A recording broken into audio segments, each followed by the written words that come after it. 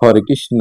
প্রিয় ভক্তবিন্দু, আজকের ভিডিওতে আমরা জানব শয়ন একাদশী ব্রতের মাহাত্ম্য। হরে কৃষ্ণ। মহারাজ যুধিষ্ঠির বললেন, হে কৃষ্ণ, আষাঢ় মাসের শুক্লপক্ষের একাদশীর নাম কি? এর মহিমা বা কি তা আমাকে কৃপা করে বলো।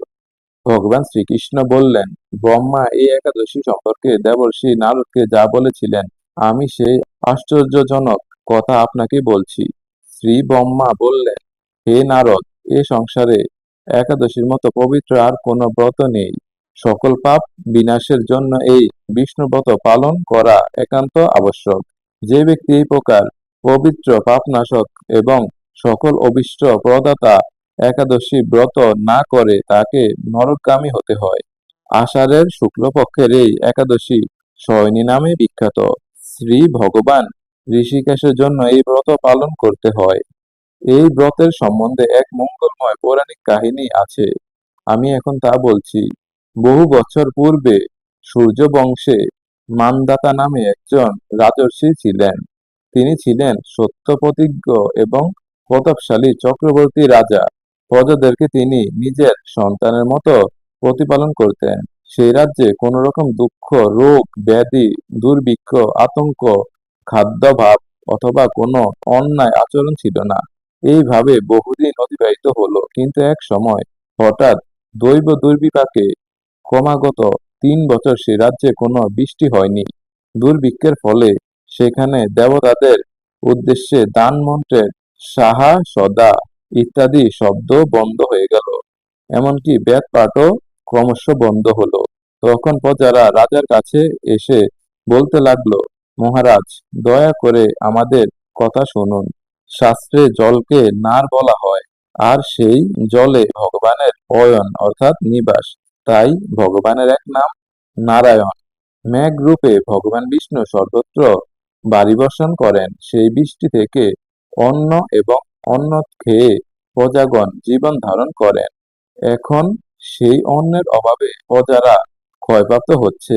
অতএব হে মহারাজ, আপনি এমন কোনো উপায় অবলম্বন করুন যাতে আপনার রাজ্যের শান্তি এবং কল্যাণ সাধন হয়। রাজা মান্দাতা বললেন, তোমরা ঠিকই বলেছ। অন্ন থেকে প্রজার উদ্ভব, অন্ন থেকেই প্রজার পালন। তাই অন্নের অভাবে প্রজারা বিনষ্ট হয়, আবার রাজার দোষেও রাজ্য নষ্ট হয়। আমি নিজের বুদ্ধিতে আমার নিজের কোনো দোষ খুঁজে পাচ্ছি না, তবুও প্রজাদের কল্যাণের জন্য আমি আপ্রাণ চেষ্টা করব। তারপর রাজা ব্রহ্মাকে প্রণাম করে সৈন্যসহ বনে গমন করলেন। সেখানে প্রধান প্রধান ঋষিদের আশ্রমে ভ্রমণ করলেন। এভাবে একদিন তিনি ব্রহ্মার পুত্র মহাতেজস্বী অঙ্গিরা ঋষির সাক্ষাৎ লাভ করলেন। তাকে দর্শন মাত্রই রাজা মহানন্দে ঋষির চরণ বন্দনা করলেন। মণিবর তাকে আশীর্বাদ ও কুশল প্রশ্ন জিজ্ঞাসা করলেন। রাজা তখন তার বনে আগমনের কারণ সবিস্তারে ঋষির কাছে জানালেন। ঋষি অঙ্গিরা কিছু সময় ধ্যানস্থ থাকার পর বলতে লাগলেন, হে রাজন, এটি সত্য যোগ। এই যোগে সকল লোক বেদ পরায়ণ এবং ব্রাহ্মণ ছাড়া অন্য কেউ তপস্যা করে না। এই নিয়ম থাকা সত্ত্বেও এক শূদ্র এই রাজ্যে তপস্যা করছে। তার এই অকার্যের জন্যই রাজ্যের এই দুর্দশা। তাই তাকে হত্যা করলেই সকল দোষ দূর হবে। রাজা বললেন, হে মণিবর, তপস্যাকারী নিরপরাধ ব্যক্তিকে আমি কিভাবে বধ করব? আমার পক্ষে সহজসাধ্য অন্য কোনো উপায় থাকলে আপনি তা দয়া করে আমাকে বলুন। তদুত্তরে মহর্ষি অঙ্গিরা বললেন, আপনি আষাঢ় মাসের শুক্লপক্ষের শয়নী নামে প্রসিদ্ধা একাদশী ব্রত পালন করুন। এই ব্রতের প্রভাবে নিশ্চয়ই রাজ্যে বৃষ্টি হবে। এই একাদশী সর্বসিদ্ধি দাত্রী এবং সর্ব উপদ্রব নাশকারিণী। হে রাজন, প্রজা ও পরিবারবর্গ সহ আপনি এই ব্রত পালন করুন। মণিবরের কথা শুনে রাজা নিজের প্রাসাদে ফিরে এলেন। আষাঢ় মাস উপস্থিত হলে রাজ্যের সকল প্রজা রাজার সাথে এই একাদশী ব্রতের অনুষ্ঠান করলেন।